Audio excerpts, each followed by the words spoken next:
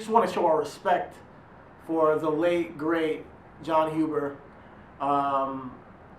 aka Luke Harper, aka Brodie Lee. Mr. Brodie Lee. Mr. Brodie Lee. Yeah, man. His passing was tragic. I'm still shocked. Today is the day after, right? Today's the day after the news, and it was shocking. It was jolting. It was hard, you know. But what we said that we was gonna try to do today, for those who do know us and who are new to the show, whatever the case may be, we did say that we were going to try to get back into the essence of what this show was and what this show is about, and speaking on and talking about things that we love and we like and appreciate in the artists that perform and gives us this art that we, you know what I mean, that we consume. Yeah. So today we will be a tad bit somber. We will be a tad bit in the feels, if you will. You know what I mean? But we will definitely celebrate the life and the artist that was Jon Huber. Definitely light one up for Jon Huber.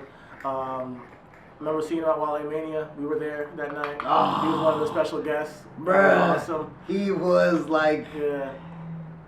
He was outside of Kofi, right? Who eventually was the star of WrestleMania weekend. Yeah. Luke Harper, to see him and smile, because, you know, at that time, the flux of what he was doing, where he was at in his career, you know, he was, quote unquote, one of the most underutilized talents on the roster at the time. Just be in his presence of seeing that smile and him embracing it, being a people's person. Yeah, being a part of the culture, you know, and you gotta understand, like, there was a various crowd of people, but as far as the talent, there was majority black guys. It was black guys. Black wrestlers. Yeah, black wrestling fans. Black wrestling fans, you know. So to see Jon Huber there at the time, Luke Harper, it was a great sight to see that, you know, he supports what we're doing here, you know, in the culture, on the black wrestling Twitter, or you want to say, you know, at Wale Mania, just being there to be a part of it.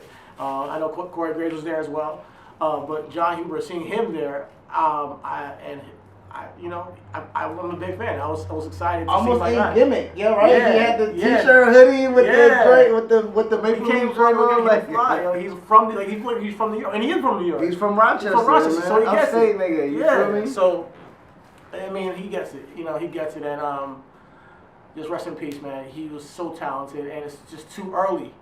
And as everybody knows, it goes without saying, he was underutilized in WWE, and he was still just finding himself in AEW. So we wanted to see him. You know, we sing his praises here on the podcast every week after AEW. It wasn't too much shit that I was praising about AEW, but he was definitely one of the stuff that got the praise because he was that damn good. Yeah. Yeah. He had it all. Like, he really had everything. He had a full package, and he was just, you know. You say he was one of the best big men of this modern generation. Oh, absolutely.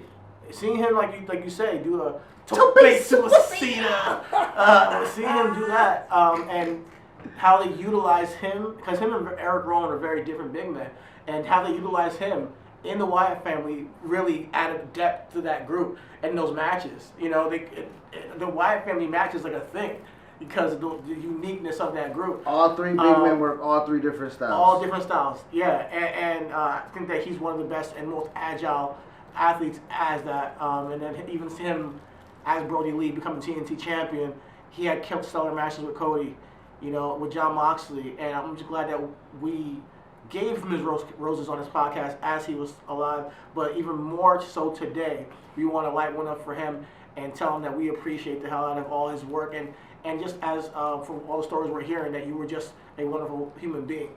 So rest in peace, Jon Huber, and thank you for everything.